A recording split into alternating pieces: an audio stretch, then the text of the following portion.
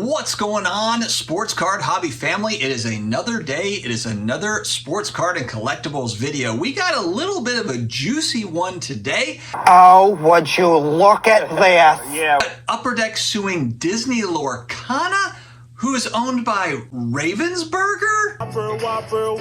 Whopper, junior, double, triple, whopper. Before I get started, big shout out to today's video sponsor, COMC.com, your home for buying, selling, and flipping all the hottest trading cards.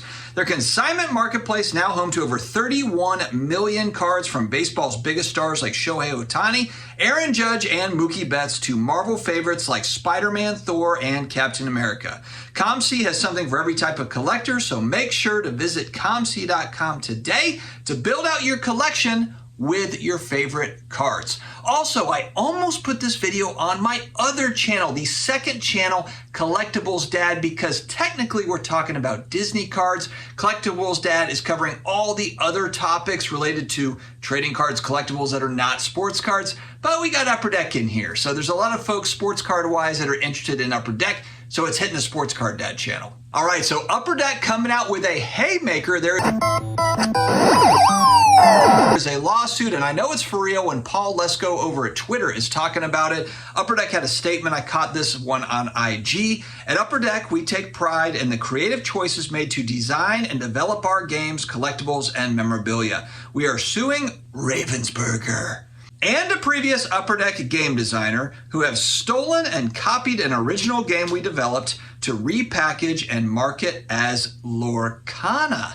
So very interesting. Does this delay release? Because I think Disney Lorcana was supposed to come out over the next month or couple of months, or maybe it's a few months out. But there's a lot of speculation, a lot of anticipation around that Disney Lorcana set. And now you've got kind of a little black eye around it. You've got a wrinkle. Scream, we jump, we laugh, and we go home. Now that there's a lawsuit attached to it, what's it going to mean? Are they going to have to just get rid of it and nix it? Are they going to have to split profits with Upper Deck? I'm not really sure exactly what the end game is for Upper Deck, if it's to just stop it completely or if it's to take royalties off of it. That's something that I'll probably read on, follow Paul Lesko, and kind of see what the deal is. But it looks to be more of like a cease and desist or more of a lawsuit that is tailored around to an employee stealing company secrets type thing. It's actually kind of similar to what we're seeing here with Fanatics and Panini. And actually, I was thinking about that, and then I read through, and Paul Lesko actually mentioned that as well. It's kind of similar where it's like, hey, you're taking our employees and then they're sharing trade secrets with you.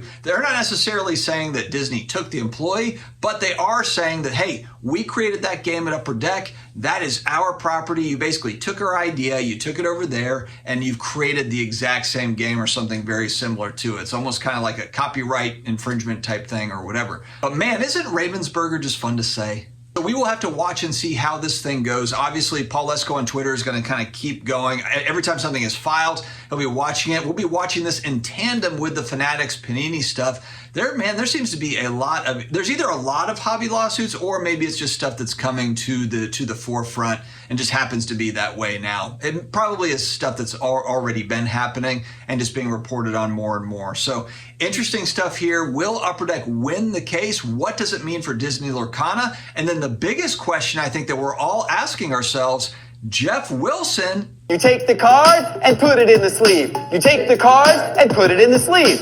You take the card and put it in the sleeve. Given this information, does he still believe that Disney Lorcana can overtake Pokemon cards or just Disney trading cards in general? He wasn't just talking about Lorcana. He was talking about Disney as an IP. Can it overtake the behemoth that is Pokemon cards and the Pokemon trading game? Entrepreneur. All right, guys, this was a fun one. We will see you on the next episode of the Sports Card Dad. Until then, stay healthy, stay awesome, and I will talk to you again later.